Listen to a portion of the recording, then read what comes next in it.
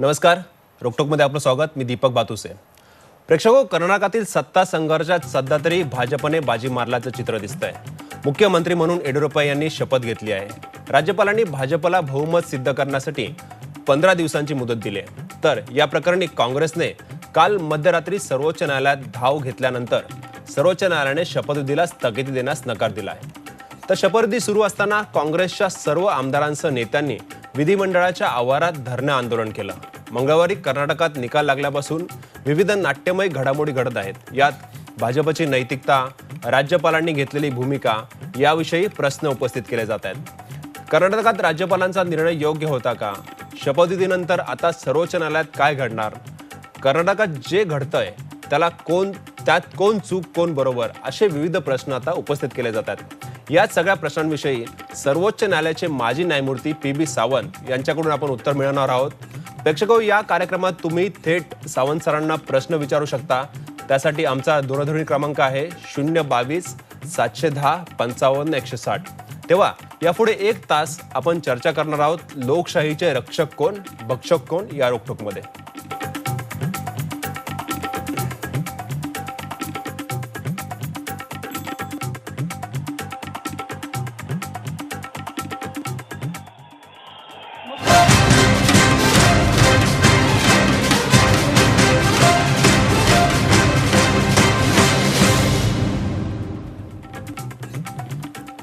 या रोकटोक कार्यक्रमात चर्चा करण्यासाठी आपल्यासोबत आहेत सर्वोच्च न्यायालयाचे माजी न्यायमूर्ती पी.बी. सावंत.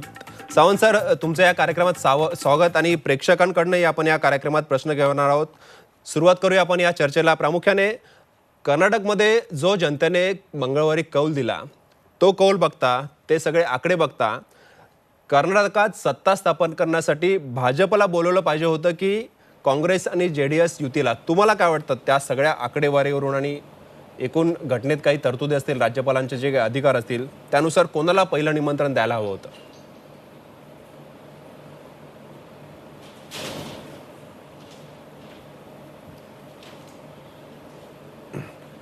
या प्रश्नावर सर्वोच्च न्यायालयाचा बोमई डिसिजन म्हणून जो प्रसिद्ध आहे, त्यामध्ये योग्य मार्गदर्शन करण्यात आलेलं आहे.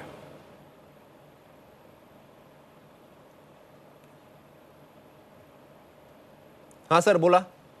काय नक्की काय ते मार्गदर्शन आणि त्यानुसार काय निर्णय व्हायला हवा? ज्या पक्षाचा किंवा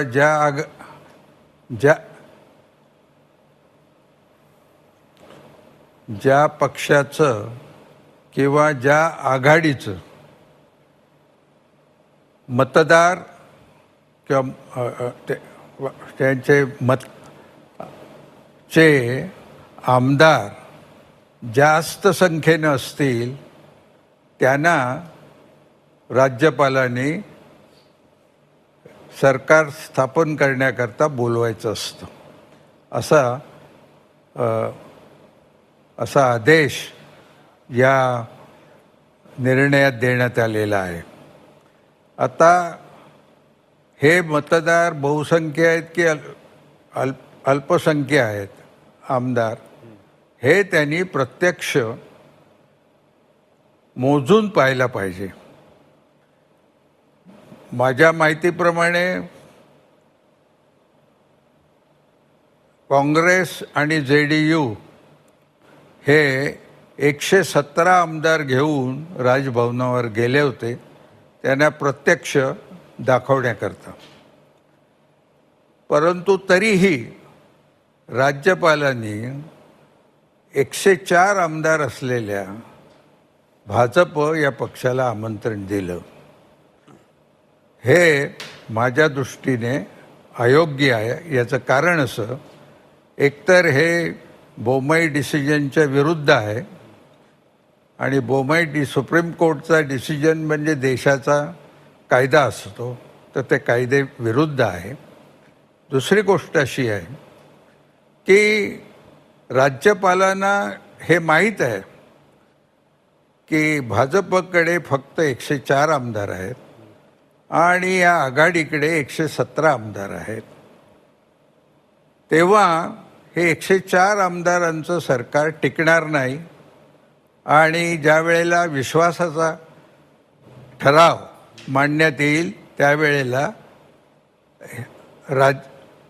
हे सरकार पराभूत होईल आणि त्यांना राजीनामा द्यावा लागेल.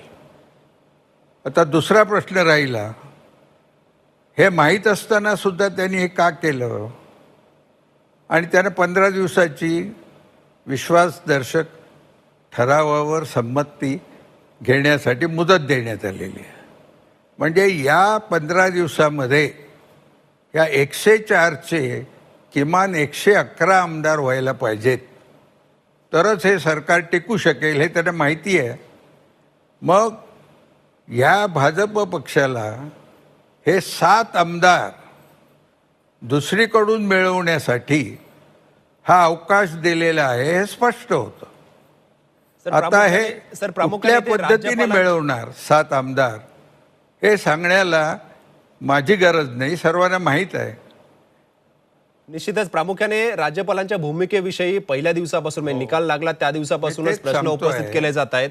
कारण राज्यपालांनी आधी काँग्रेसने वेळ मागूनही काँग्रेसला वेळ दिली नाही, भाजपला वेळ दिली आणि त्याचमुळे राज्यपालांवर राजकीय दबाव आहे असा आरोप काँग्रेसकडून केला जातोय. राजकीय दबावाखाली या ठिकाणी राज्यपाल काम करताना तुम्हाला दिसत आहेत का?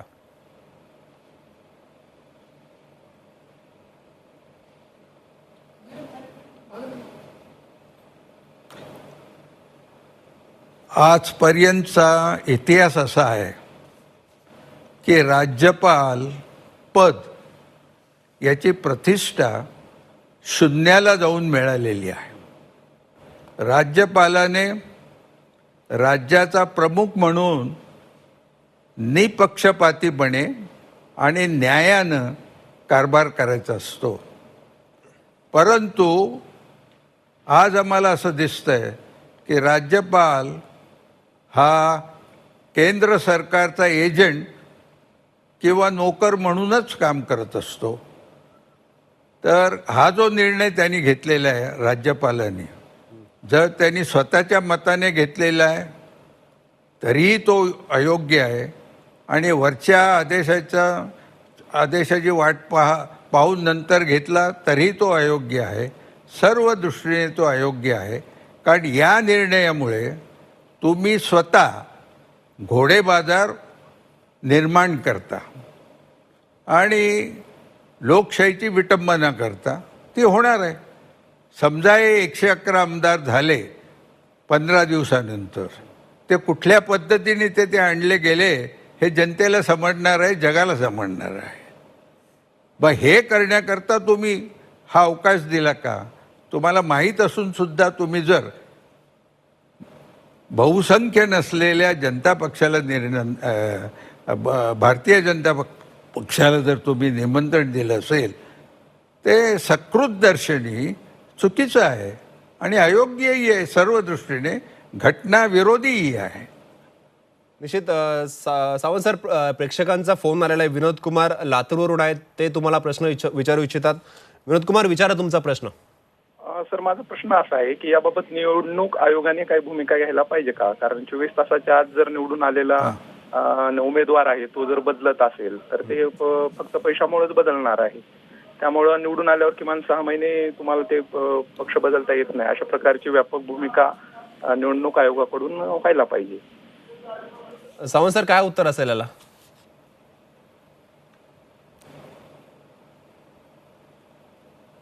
निवडणूक आयोगाचं कार्य निवडणुकीचे रिझल्ट डिक्लेअर केल्यानंतर संपुष्टात येतं. त्याचा पुढचा सगळा कार्यक्रम हा आमदार आणि राज्यपाल यांच्यातला असतो. सर, दुसरा एक साधारणतः या ठिकाणी प्रश्न उपस्थित होतो तो आता गोव्या संदर्भात. कारण कर्नाटकमध्ये जो निकष भाजपला लावला गेला की सगळ्यात जास्त जागा असल्यामुळे त्यांना सत्ता स्थापनेसाठी निमंत्रित केलं. कारण भाजपचे सगळे जे नेते आहेत तो हाच दावा करतायत की या ठिकाणी सगळ्यात जास्त जे आमदार आहेत ते आमच्या पक्षाचे निवडून आले, त्यामुळे राज्यपालांनी आम्हाला निमंत्रित केलं ते योग्यच आहे. मग तो निकष गोव्यामध्ये लावावा. कारण आपल्याला गोव्यामध्ये बघितलं तर काँग्रेसचे सगळ्यात जास्त आमदार तिथे निवडून आले होते, परंतु तिथे सत्ता स्थापनेचा दावा पहिला केला तो भाजपने केला आणि त्यामुळे भाजपने इतर पक्षांना बरोबर घेऊन त्या ठिकाणी सत्ता स्थापन केलेली आहे. त्यामुळे त्या गोव्यामध्ये काँग्रेसने मागणी केली आहे की कर्नाटकचा निकष गोव्यामध्ये लावावा आणि राज्यपालांनी आता आम्हाला आमदार राज्यपालांसमोर सादर करण्याची परवानगी द्यावी.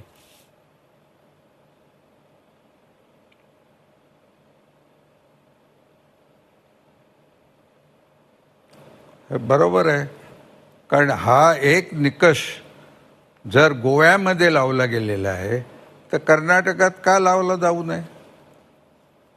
कारण शेवटी प्रश्न असा असतो, सरकार स्थापण्याच्या दिवशी कुठल्या पक्षाकडे किती आमदार आहेत ह्याची गिनती करायला पाहिजे आणि ज्याचे आमदार बहुसंख्य असतील त्यांना बोलवायला पाहिजे. निश्चित सर, आपण गोव्यात झालं ते गैर झालं नाही, कारण त्यांनी सरकार स्थापनेच्या वेळी आपल्याकडे जास्त आमदार आहे ते दाखवलं. प्रेक्षकांचा प्रश्न आहे पुढचा. मनीष बागडे आहेत मुंबईवरून, ते आपल्याला प्रश्न विचारू इच्छितात. मनीष बागडे, विचारा तुमचा प्रश्न. नमस्कार साहेब, माझा प्रश्न असा आहे. हॅलो, हा बोला, येतोय तुमचा आवाज. हा, माझा प्रश्न असा आहे की एवढं सगळं साहेब 2 दिवस टीव्हीवरती सगळे स्टोरी चालले, तर याच्यामध्ये परत जर इलेक्शन घेतलं तर काय होईल? कारण आता तर माझा प्रश्न सरळ आहे साहेब की आता 2 दिवस टीव्हीवरती सगळा तमाशा चाललेला आहे, तर तो जो तमाशा चाललेला आहे तो हा तमाशा थांबून परत इलेक्शन घेतलं तर काय होईल? सावंत सर, त्यांची अशी भूमिका आहे की परत इलेक्शन घेतलं तर काय होईल. तशी तरतूद नाहीये, मला वाटतं इलेक्शन घेता येणार नाही. काय सांगाल? हे आपण जो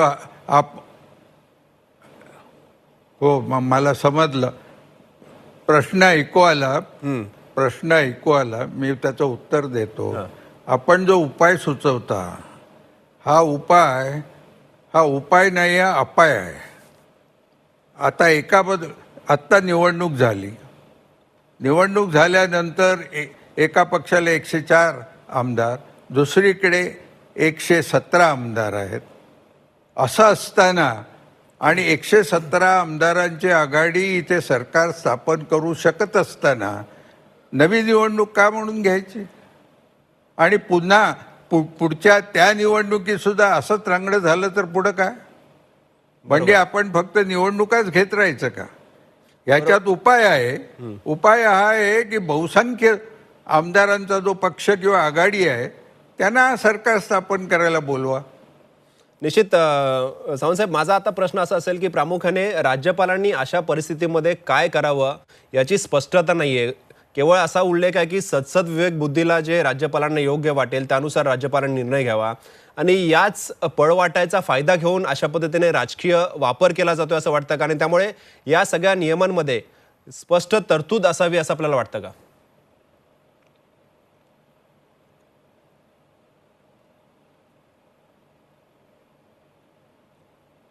या नियमामध्ये तरतूद करायची म्हणजे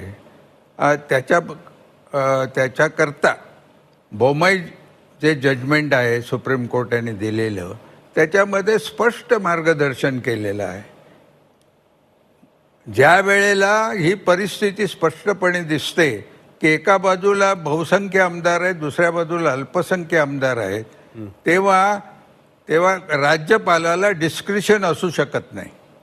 त्यांनी बहुसंख्य आमदारांच्या पक्षाला बोलवायला पाहिजे सरकार स्थापन करण्याकरता. सर, प्रामुख्याने काल मध्यरात्री या संदर्भात काँग्रेस सर्वोच्च न्यायालयात गेली आणि विशेष सुनावणी घेण्यात आली. या सुनावणीविषयी तुम्हाला काय वाटतं? अशा पद्धतीने मध्यरात्री काँग्रेसने सर्वोच्च न्यायालयाचं दार ठोठावलं.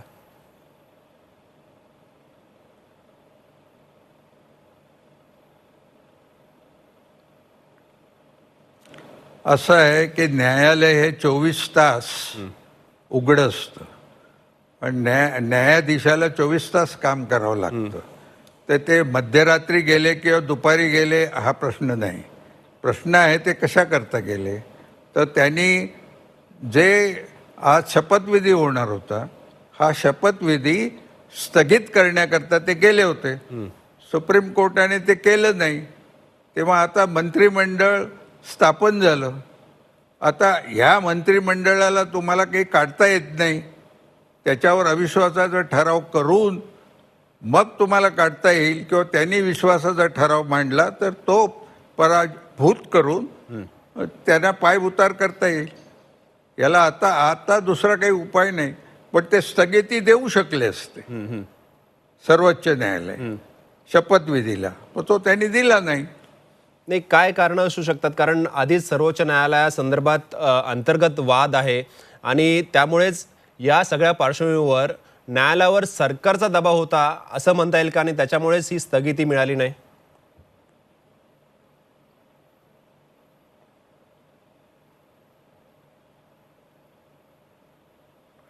मी या बाबतीत अधिक बोलणार नाही.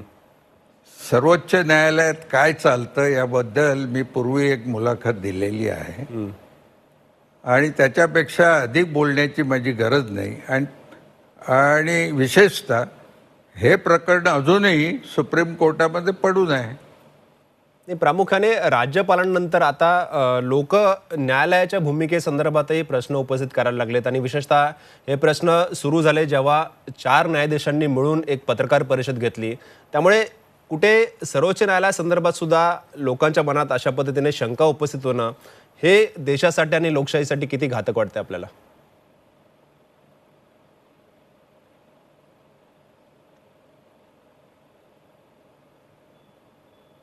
अत्यंत घातक आहे.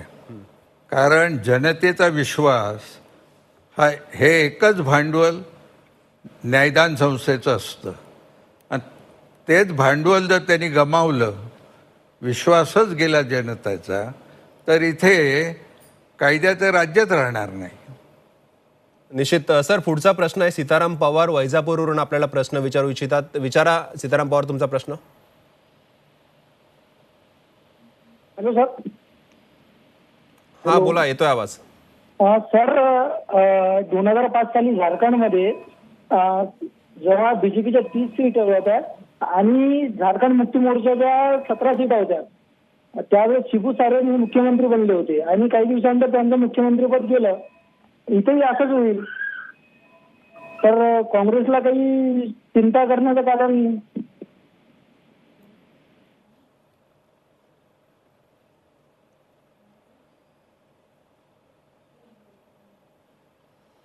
असं आहे की एखादं मंत्रिमंडळ पडलं तर दुसऱ्यांना तुम्ही संधी दिली पाहिजे. ते जर मंत्रिमंडळ बनवत असतील तर त्यांना संधी दिली पाहिजे. लगेच दुसरी निवडणूक घ्या असं सांगणं हा जनतेच्या पैशाचा, वेळेचा आणि शक्तीचा अपव्यय आहे आणि त्याची गरजही नाही. आपल्याला सरकार स्थापन करायचं आहे. ते सरकार त्या मुदतीपर्यंत नाही तरी निदान त्याने काही स्थायिक असं राज्य कारभार करायला पाहिजे. तो जर होणारच नसेल, सर्व पर्याय ज्या वेळेला सर्व पर्याय संपुष्टात येतात त्यावेळेला मग दुसरी निवडणूक घेणं गरजेचं होतं आणि त्याप्रमाणे त्यांनी दुसरी निवडणूक जर ऑर्डर केली तर त्यात अयोग्य असं काही नाही. परंतु तोपर्यंत त्यांनी सर्व पर्याय हे एक्झॉस्ट केले पाहिजेत. निश्चित सावंत सर, ही चर्चा आपण अशीच पुढे चालू ठेवणार आहोत. लोकांचे प्रश्न ही येतील पुढील चर्चेत. त्या प्रश्नांची उत्तरं आम्हाला तुमच्याकडून घ्यायची आहेत आणि तुमची उत्तरं निश्चितच मार्गदर्शक ठरतील आणि या सध्याच्या लोकशाही प्रक्रियेत जो काही बाजार सत्तेचा मांडलाय त्या संदर्भातली तुमची भूमिका अत्यंत महत्त्वाची असणार आहे. आपण एका छोट्याशा ब्रेकनंतर ही चर्चा अशीच पुढे चालू ठेवणार आहोत, त्यामुळे कुठेही जाऊ नका. पाहत राहा झी24 तास.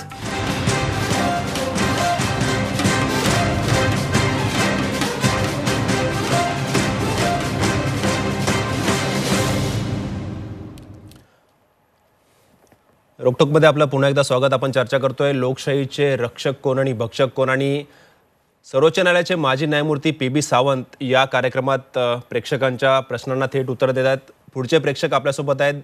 डॉक्टर गणेश होंडराव उदगीरवरून आहेत. सर, ते तुम्हाला प्रश्न विचारू इच्छितात. होंडराव, विचारा तुमचा प्रश्न. हॅलो सर, माझा प्रश्न असा होता की लोकशाहीमध्ये न्यायमंडळ अत्यंत महत्वाचं आहे आणि या कर्नाटकात जो पेच प्रसंग निर्माण झालेला आहे तर त्या पेच प्रसंगावरती सुप्रीम कोर्टाची भूमिका अत्यंत महत्वाची असणार आहे. तर तुमचं काय मत आहे सर? हो,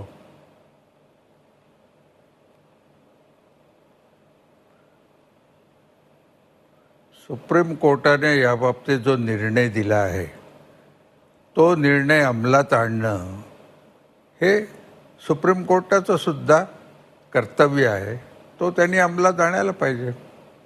म्हणजे आता उदाहरणार्थ आजचा जो आपण प्रश्न उपस्थित केला, आज काय झालेलं आहे की आज जो शपथविधी झाला हा शपथविधी होऊ नये त्याच्याकरता स्थगिती द्यावी म्हणून काँग्रेस पक्षानं सुप्रीम कोर्टामध्ये अर्ज केला. आता जर बोमाई जजमेंटच्या निर्णयाची अंमलबजावणी करायची असेल तर सुप्रीम कोर्टाला हा शपथविधी स्थगित करायला पाहिजे होता. तो त्यांनी केला नाही. त्याची कारणं मला काही माहीत नाहीत. त्याच्यापेक्षा जास्त मी काही भाष्य करत नाही. परंतु आज म्हणा उद्या म्हणा ज्या वेळेला हा प्रश्न सुप्रीम कोर्टामध्ये पुन्हा उपस्थित होईल त्यावेळी त्यांनी हे पाहिलं पाहिजे की आपण दिलेला जो पहिला निर्णय आहे तो आपण अंमलात आणतो की नाही, आणि तो अंमलात आणला पाहिजे. निश्चित सर, पुढचा प्रश्न आहे सुभाष चव्हाण बारामतीवरून आहे. ते प्रेक्षक, त्यांना तुम्हाला प्रश्न विचारायचा आहे. विचारा सुभाष चव्हाण तुमचा प्रश्न. हॅलो. हा विचारा. हा, काय आपल्या भारत देशाची सार्वभौम लोकशाही. हॅलो. हा सलग प्रश्न विचारा तुमचा. हा, मला काय म्हणायचंय, गोव्यात एवढा मोठा काँग्रेस पक्ष असताना सुद्धा राज्यपालांनी काँग्रेस पक्षाला हॅलो बोला बोला. हा, सत्ता स्थापन करण्यासाठी बोलवलं नाही. तसं कर्नाटकमध्ये काय झालं, त्यांना बहुमत नसताना सुद्धा राज्यपाल बोलावलं. ही लोकशाही आपल्या भारताची सार्वभौम लोकशाही आहे, पण गोवा सुद्धा आपल्या भारतातच आहे आणि कर्नाटक सुद्धा भारतात आहे. मग असं विभाजन कशासाठी चालत नाही, एवढंच सांगायचंय. ठीक आहे, तुमचा प्रश्न लक्षात आला. याचं उत्तर मी दिलेलं आहे पूर्वी. हो पण हो, आणि या प्रश्नाचं उत्तर मी अगोदर दिलेलं आहे. सुप्रीम कोर्टाने जो निर्णय दिलेला आहे त्याप्रमाणे त्यांनी आघाडीला बोलवायला पाहिजे होतं सरकार स्थापन करण्याकरता, आणि राज्यपालांनी ते न करता ते भारतीय जनता पक्षाला बोलवलं. हे चुकीचं झालेलं आहे. सर, आपण पुढचा प्रश्न घेऊया. रत्नाकर मते आहेत पुण्यावरून, त्यांना प्रश्न विचारायचा आहे. विचारा रत्नाकर मते तुमचा प्रश्न. सर, मला असं विचारायचं आहे की जर हे सरकार बहुमत सिद्ध करू शकलं नाही तर राज्यपाल विधानसभा भंग करायची शिफारस करू शकतील का, किंवा स्थगित ठेवायची शिफारस करू शकतील का, आणि जर ती केली तर ती कायदेशीर असेल का?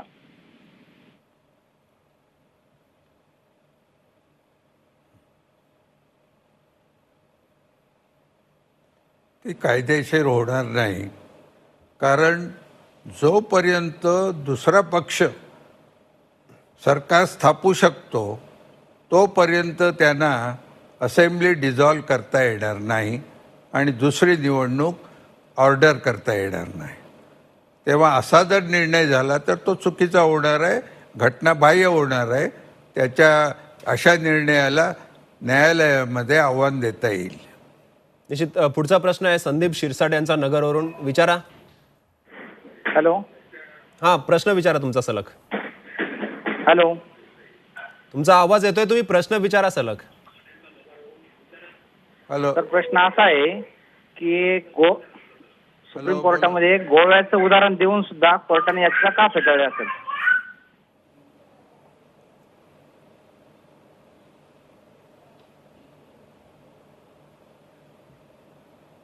हे अर्थात तुम्ही सुप्रीम कोर्टाला विचारा. हे मी काही सांगू शकत नाही, परंतु त्यांनी ते फेटाळायला नको होतं असं. सर, माझा एक प्रश्न असेल. प्रामुख्याने आपण बघितलं की राज्यपालांसमोर ठोस गाईडलाईन्स नाहीत. केवळ सुप्रीम कोर्टाचा जो एक यापूर्वीचा निर्णय आहे त्याचा वारंवार दाखला दिला जातोय, भाजपकडूनही त्याचा दाखला दिला जातोय. परंतु अशा प्रकरणात जर आत्ता जी कर्नाटकमध्ये सिच्युएशन आहे, परिस्थिती आहे, तशी परिस्थिती भविष्यात उद्भवली तर राज्यपालांनी काय निर्णय घ्यावा याच्यासाठी स्पष्ट गाईडलाईन्स हव्यात असं वाटतं का, आणि त्या कुठल्या हव्यात असं वाटतं तुम्हाला?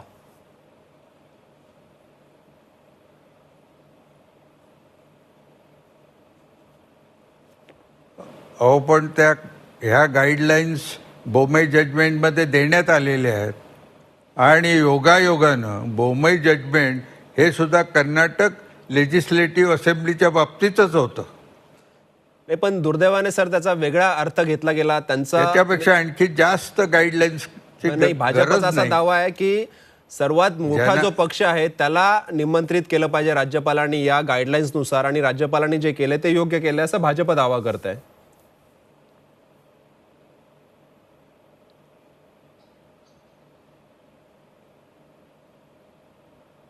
ते चुकीचं आहे.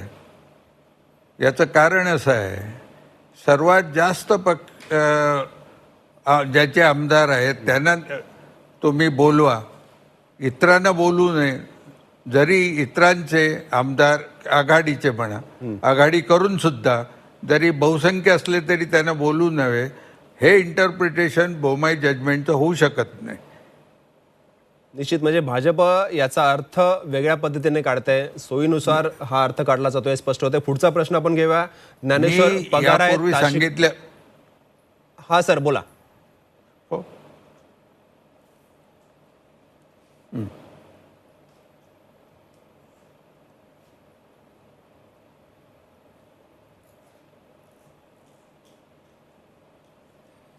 सर पुढचा आपण प्रश्न घेऊयात. ज्ञानेश्वर पगार आहेत नाशिकवरून, त्यांना तुम्हाला प्रश्न विचारायचा आहे. विचारा प्रश्न. आवाज येत नाही. Hello hello. हा विचारा, तुमचा आवाज येतोय, सलग प्रश्न विचारा. हो आवाज येतोय सर. माझा प्रश्न असा आहे सर, 212 आमदार ज्यांचे आहे तर त्यांचं मुख्यमंत्रीपद दिलं पाहिजे होतं असं माझी म्हणणं होतं. त्यांनी मत मांडलेलं आहे. सावंतसाहेब, प्रामुख्याने राज्यपालांनी जी 15 दिवसांची मुदत दिलेली आहे, खरं तर येडियुरप्पा जे भाजपचे मुख्यमंत्री पदाचे उमेदवार आहेत, ज्यांनी आज शपथ घेतली, त्यांनी जेव्हा सत्तेचा दावा केला तेव्हा त्यांनी बहुमत सिद्ध करण्यासाठी 7 दिवसांची मुदत मागितली होती, परंतु राज्यपालांनी थेट 15 दिवसांची मुदत दिलेली आहे. हा सगळा ही सगळी जी राज्यपालांची भूमिका आहे ती सुद्धा संशयास्पद आहे. हो.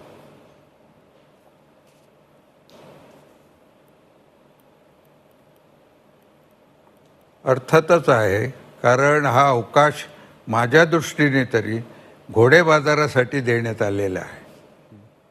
निश्चित आपण पुढचा प्रश्न म्हणजे घेऊया. राज्यपालांनीच आता घोडे बाजार उपस्थित केलेला आहे. युवराज निकम आहेत तळेगाववरून प्रेक्षक, त्यांना तुम्हाला प्रश्न विचारायचा आहे. विचारा युवराज, प्रश्न तुमचा. सावंत साहेब, माझा प्रश्न असा आहे की ही एक हुकुमशाहीची नांदी नाही का? कारण जे गोव्यात घडलं ते कर्नाटकात मध्ये घडत नाही, आणि जे कर्नाटकात घडलं ते गोव्यात घडत नाही. याचा अर्थ आम्ही असा समजा की हुकुमशाहीची नांदी आहे का?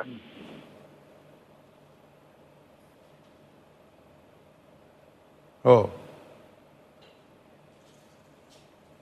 हे पहा की बहुसंख्य आमदार कुणाकडे आहेत कुणाकडे नाही, हे राज्य ज्या वेळेला राज्य सरकार निर्माण करायचं असतं, सरकार त्या दिवशी ती परिस्थिती आपण पाहायला पाहिजे.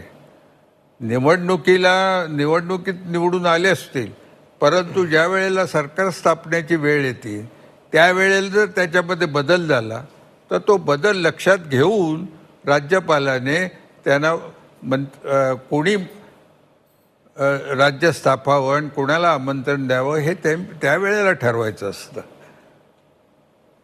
सर अजून एक या ठिकाणी प्रश्न उपस्थित केला जातोय की काँग्रेस आणि जेडीएसची युती जी आहे ती प्रीपोल नाही आहे तर पोस्टपोल आहे. पोस्टपोल अलायन्स असल्यामुळे त्यांना कुठलाही अधिकार नाही अशा पद्धतीने सत्तेचा दावा करायचा असा भाजपकडून प्रचार केला जातोय.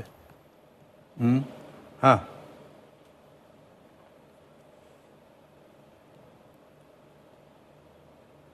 म्हणजे पोस्ट इलेक्शन अलायन्स असं तुम्हाला म्हणायचं आहे का? म्हणजे निवडणूक प्रश्न समजला झाल्यानंतर नाही. अलायन्स झालेला आहे काँग्रेस आणि आपल्याला नक्की जेडीएस. काय विचारायचं आहे?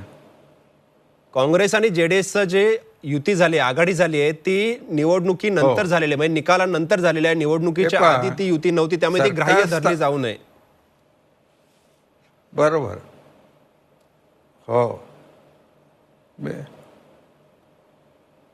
नाही, हे संपूर्णपणे चुकीचं आहे आणि अप्रस्तुत आहे. कारण आघाडी ही प्री इलेक्शन आहे की पोस्ट इलेक्शन आहे याचा काहीही संबंध सरकार स्थापनेशी नाही आणि नसतो. सरकार स्थापनेच्या वेळेला काय परिस्थिती आहे, ती आघाडी आहे की एकटेच आहेत याचा विचार करायचा नाही. त्यावेळेला किती आमदारांची संख्या सरकार स्थापन करू इच्छिणाऱ्या पक्षाची किंवा आघाडीची आहे याचाच विचार करायचा असतो, त्याच्या पलीकडे विचार करायचा नसतो. निश्चित. पुढचा प्रश्न आहे, संजय ओमासे कोल्हापूरवरून आहेत, ते तुम्हाला प्रश्न विचारू इच्छितात. विचारा संजय ओमासे तुमचा प्रश्न. हा, मला प्रश्न विचारायचा होता की आता गोव्यामध्ये झालं, इतर राज्यामध्ये झाला असेल, कर्नाटकामध्ये पण होत आहे, पण याच्यामध्ये जर प्रामुख्याने तुम्ही बघितलं की सामान्य जनतेनं ज्या लोकांना मतदान केलं त्या लोकांचा कुठेही विचार होताना दिसत नाही. म्हणजे एकंदरीत सामान्य लोकांनी विचार केला बाबा हे एखादी पार्टी चांगलं काम करू शकते, ज्या लोकांना चांगल्या जागा दिल्या, जास्त आमदार निवडून दिले किंवा जास्त मतदान केलं, त्याच लोकांना राज्य करण्याचा अधिकार पाहिजे असं मला वाटतं.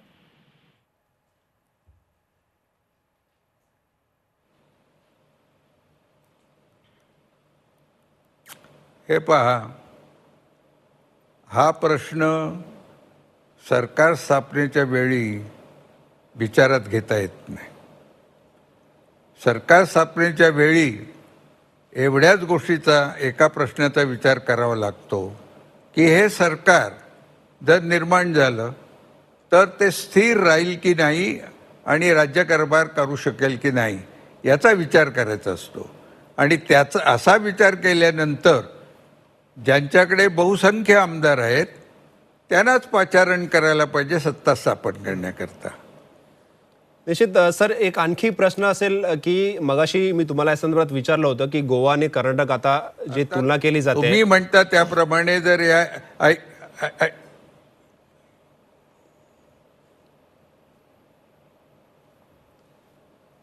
सर प्रामुख्याने मगाशी मी जो गोवा आणि कर्नाटका संदर्भातला याच्यापूर्वी हा, बोला बोला बोला बोला ते पुन्हा लक्षात घ्या.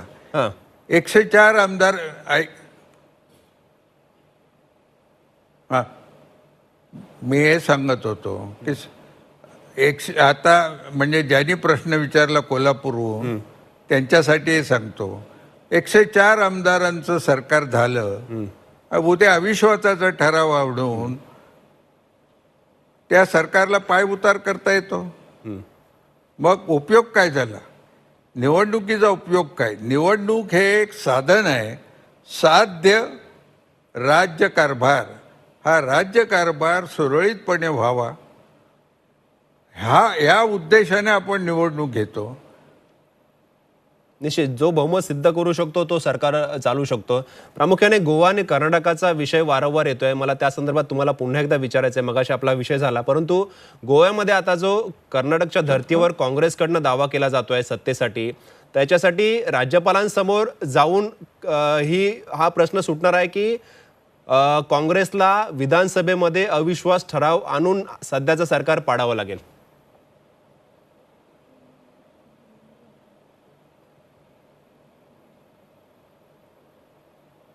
आता याच्यामध्ये दोन गोष्टी आहेत. आता ह्या सरकारला जे पाचारण करण्यात, ह्या पक्षाला जे पाचारण करण्यात आलं त्यांना 15 दिवसात त्यांनी विश्वासाचा ठराव मांडून तो संमत करून घ्यावा या अटीवर. ते 15 दिवसात त्यांनी मांडला नाही.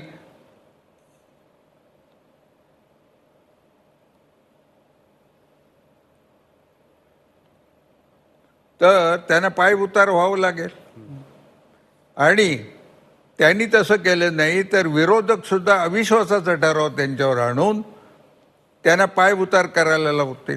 नाही सर, प्रामुख्याने गोव्यात काय होऊ शकेल? कारण गोव्यामध्ये आता काँग्रेस दावा करते की आम्हाला या ठिकाणी बहुमत आहे, त्यामुळे राज्यपालांनी आता आम्हाला संधी द्यावी आणि कदाचित ते राज्यपालांसमोर जातील या संदर्भात. तर गोव्यामधला मोठा पक्ष म्हणून आता काँग्रेस सत्तेसाठी जो दावा सांगतोय तो राज्यपालांसमोर सांगावा लागेल की त्यांना विधानसभेत अविश्वास दर्शक ठराव आणावा लागेल सध्याच्या सरकारविरोधात.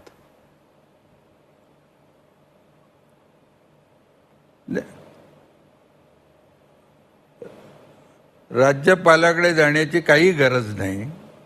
ते अविश्वासाचा ठराव आणू शकतात आणि हे सरकार पाडू शकतात. निश्चित पुढचा प्रश्न आहे. प्रेक्षक आहेत मनोहर शिरवाडकर आणि हे बेळगाववरून आहेत. ज्या कर्नाटक राज्यात निवडणूक पार पडले ही आणि सगळा हा नाट्य सुरू आहे, तिथून हा प्रश्न आहे बेळगाववरून. विचारा शिरवाडकर तुमचा प्रश्न. हा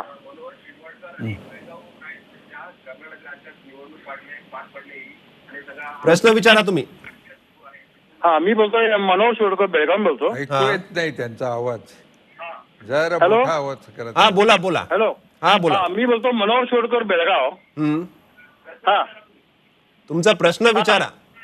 आमच्या बेळगावच्या सीमा प्रश्नाबाबत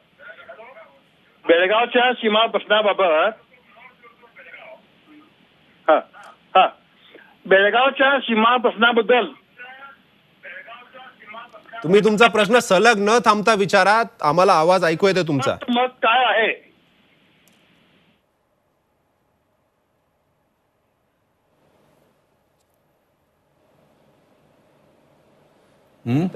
त्यांचा फोन कट झालेला काय आहे. म्हणाले? नाही, त्यांचा बेळगाव संदर्भात प्रश्न होता की प्रश्न समजला नाही. बेळगावच्या सीमा प्रश्नाबाबत ते तुमचं मत विचारत होते.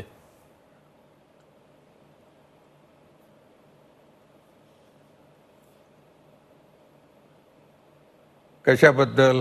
बेळगावच्या सीमा प्रश्नी तुमचं काय मत आहे असं साधारणतः त्यांचं म्हणणं होतं. कारण आता कशाबद्दल विचारतात? बेळगाव, आपण पुढचा प्रश्न घेऊया कारण त्यांचा प्रश्नच नीट समजेल नाहीये. पुढचा जे प्रेक्षक आहेत अनुप शहा फलटणवरून, ते आपल्याला प्रश्न विचारतात. विचारा, सलग तुमचा प्रश्न विचारा. सावंत साहेब माझा आणि प्रश्न तो असा आहे. हा विचारा, तुमचा आवाज येतोय, तुम्ही प्रश्न विचारा. सावंत साहेब माझा प्रश्न असा आहे. एकंदर आपण गोवा बघितलं, मिझोरम बघितलं, मेघालय बघितलं, कर्नाटक बघितलं, सगळ्याचं मूळ जाऊन राज्यपालांच्या इथं जाऊन पोचतंय.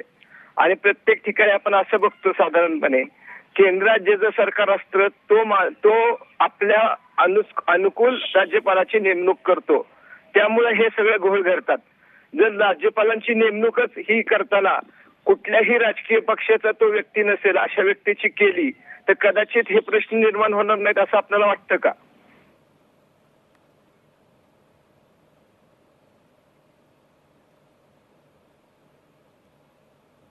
हो, आपलं म्हणणं बरोबर आहे आणि त्याकरता आपण तरतूद करायलाच पाहिजे की ज्या रीतीनं आजपर्यंत या राज्यपालांनी वर्तन केलेलं आहे त्यामुळे असं दिसून येतं की जनतेचा त्यांच्यावर विश्वास नाही आणि त्यांच्याकडून निपक्षपाती कारभाराची अपेक्षा करता येत नाही.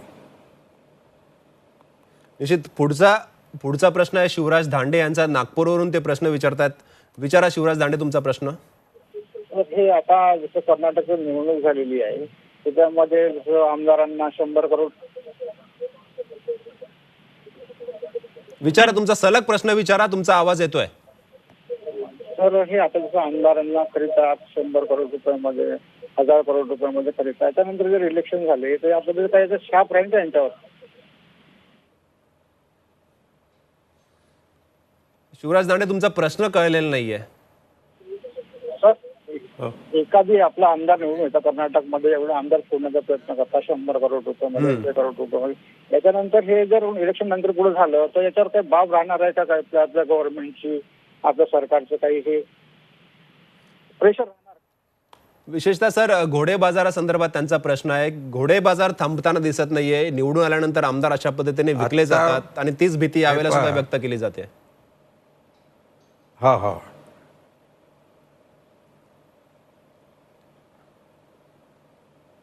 हो, आणि त्याला अवकाश राज्यपालांनी दिलेला आहे. त्याच्याच करता त्यांनी 15 दिवसाची मुदत दिलेली आहे. वास्तविक दुसऱ्या दिवशी किंवा तिसऱ्या दिवशी हे मतदान घ्यावं हेही त्यांना सांगता आलं असतं. येडियुरप्पा यांनी फक्त आठवड्याचीच मुदत मागितली होती, पण राज्यपाल उदार झाले, त्यांनी 15 दिवसाची मुदत दिलेली आहे.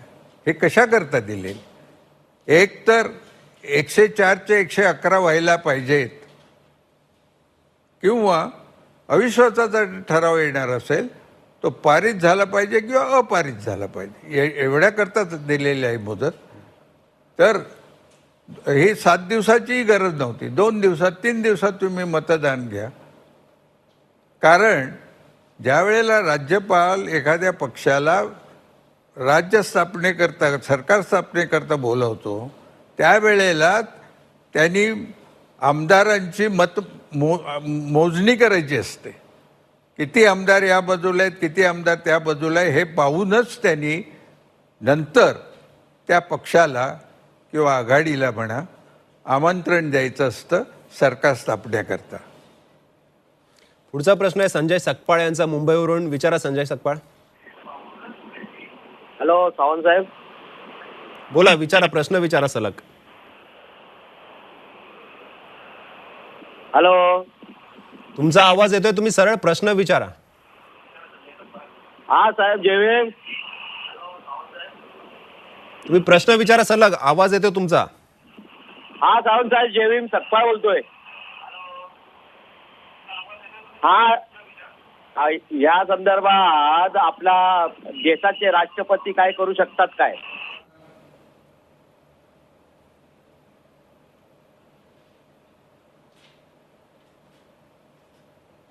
राष्ट्रपती काही करू शकत नाही. हे प्रथमतः राज्य पातळीवर हा प्रश्न सोडवायला पाहिजे.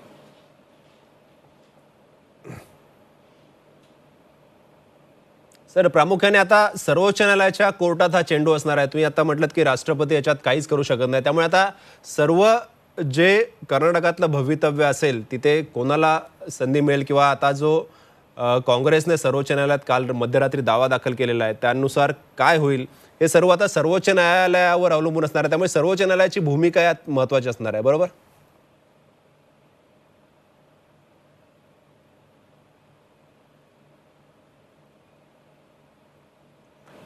काय दोन गोष्टी आहेत. आता कर्नाटक राज्यामध्ये सरकार स्थापन झालेलं आहे. ह्या सरकारची उचलबांगडी तुम्हाला करता येणार नाही. ते जर व्हायचं असेल तर असेंब्लीमध्ये त्यांच्या विरुद्ध अविश्वासाचा ठराव आणून तो संमत करावा लागेल किंवा या सरकारनं जर विश्वासाचा ठराव मांडला तर तो पराजित करावा लागेल. निश्चित सावंत साहेब, जवळपास मागील तासभर तुम्ही झी24 तास बरोबर होतात आणि कर्नाटकातल्या या सगळ्या महानाट्यासंदर्भात लोकांच्या मनात ज्या काही शंका आहेत, जे काही प्रश्न आहेत त्या प्रश्नांची तुम्ही अगदी स्पष्टपणे उत्तरं दिलीत आणि काही प्रमाणात लोकांच्या मनातील शंका दूर करण्याचा प्रयत्न केलात आणि सरकारची भूमिका, राज्यपालांची भूमिका, सर्वोच्च न्यायालयाची भूमिका या सगळ्या संबंधात तुम्ही जी उत्तरं दिलीत आणि झी24 तासला एवढा सविस्तर वेळ दिलात त्याबद्दल तुमचे खूप खूप आभार. आणि प्रेक्षको, आपण या ठिकाणी एक पोल पाहणार आहोत. आज आम्ही दिवसभर प्रेक्षकांना झी24 तासच्या आमच्या वेबसाईटच्या मार्फत एक प्रश्न विचारला होता आणि या प्रश्नानुसार प्रामुख्याने येडियुरप्पांना सरकार बनवून देण्याचा निर्णय हा योग्य होता की अयोग्य हे आम्ही प्रेक्षकांना विचारलं होतं. आणि जो पोल आलेला आहे, प्रेक्षकांचा जे मत आलेलं आहे ते मत आहे ते हा निर्णय योग्य होता असं 42% लोकांना वाटतं आणि हा निर्णय अयोग्य होता असं 58% लोकांना वाटतंय. जवळपास 58% लोकांना कर्नाटकात जे काही घडलेलं आहे, भाजपने जो शपथविधी घेतलेला आहे किंवा राज्यपालाने जी भूमिका घेतलेली आहे ती योग्य वाटत नाहीये, ती चुकीची वाटते. त्यामुळे निश्चितच या संदर्भात देशातील जनता किंवा राज्यातील जनता काय विचार करते हे या पोलवरून समोर येतं. कारण आकडे जे कर्नाटकातले सांगतायत ते आकडे भाजपला बहुमत सिद्ध करता न येण्यासारखे आहेत आणि जर सिद्ध करायचं असेल भाजपला बहुमत तर त्याच्यासाठी निश्चितच त्यांना फोडाफोडीचं राजकारण करावं लागेल आणि त्यासाठी घोडेबाजार मोठ्या प्रमाणात होईल. त्यामुळे प्रेक्षकांना यामुळेच ही भूमिका योग्य वाटत नाही असं या पोलवरून दिसतंय. आजच्या रोकटोकमध्ये थांबण्याची वेळ झाली आहे. तुम्ही पाहत राहा झी24 तास आणि राहा एक पाऊल पुढे.